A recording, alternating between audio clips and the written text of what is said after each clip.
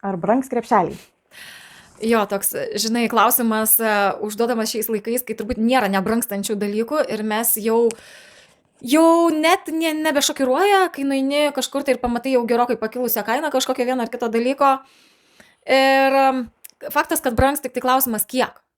Pagrindinis klausimas kiek. Mane gazdina jau dabar, aš matau kainas, kurias naujam sezonui rengia tie gamintojai, kuriuos mes perkam, kurių produkciją mes perkam dirvų įdirbimui, dirvų tvarkymui.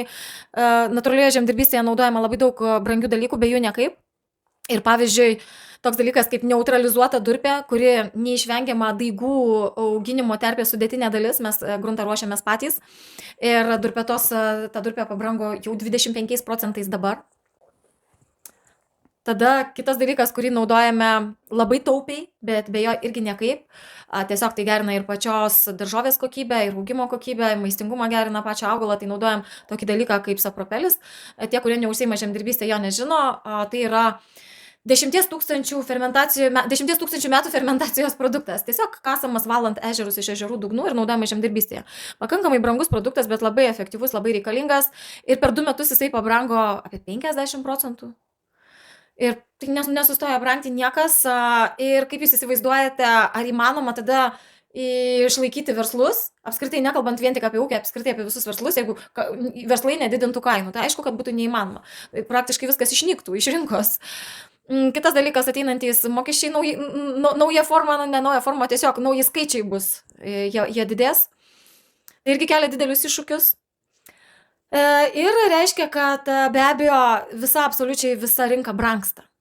Nebrangsta tik tai, kur pradedama taupyti ant kokybės. Įsidėmėkite šitą. Jeigu bananai parduotuvėje nebrangsta, tai reiškia, kažkur ten pradėta toje visoje gamybos grandinėje labai stipriai taupyti. Arba kažkokios nelegalios trąšos pradėtos pirkti, apeinant PVM mokesčius ir panašiai, neregistruota kažkokie tai preparatai pradėti naudoti, kur efektyvumas didesnis, o kenksmingumas irgi didesnis. Ir panašiai, ir panašiai. Tai nebrangsta, bet reiškia, kokybė tolygiai prastėja. Iš tikrųjų, aš nežinau, ar yra dalykų, kurie nepabrango, aš tai retai parduotuvės vaikštau, nežinau, bet jeigu prikelčiau senus kvitus, tai turbūt plaukai pasišiauštų, nes aš į kainas tų maisto produktų tai iš vis retai kada žiūriu, nes labai mažai ką perku, bet pastebėjau, kad avokadai pabrango gerokai, ypač ekologiški avokadai pabrango.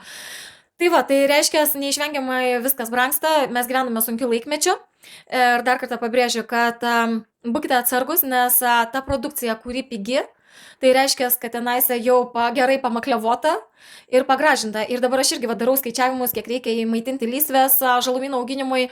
Ir susiduriu su faktu, kad pabrango nuo 20 iki 25% viskas, visa organika, kurią mes įterpėme į dirvą, kad tiesiog ta produkcija užaugtų, kad jinai būtų sveika, maistinga. Ir nesugalvoju kažko kito racionalizuoti, jeigu aš pradėsiu taupyti, kokybė bus prastesnė, o kokybės prastinti nenoriu. Tai reiškia, kad pavasario produkcija jau bus brangesnė neišvengiamai. Ir jeigu kažkas galvoja, nu tai va, nepirksim čia tų Vilkės daržovių ar ten kažkokių kitų ekologiškų daržovių, pirksim iš turgaus, ten iš Lidlo, dar iš kažkur, tai nekelias. Tikrai nekelias, nes paskui 10 kartų daugiau mokėsite už efektyvius papildus, kurie tada bus būtini, nes jums paprasčiausiai truks maisto medžiagų. O aš, aš pasitikrinau kraują neseniai ir per 10 metų jokių pokyčių, viskas stabilu, reiškia, valgyti šitą produkciją yra labai gerai. Na, kalbant dar apie kainas, gyvenam sunkiu laikmečiu ir turėkite omenyje, kad technologijos užauginimo netobulėja taip greitai, kaip infliacija didėja.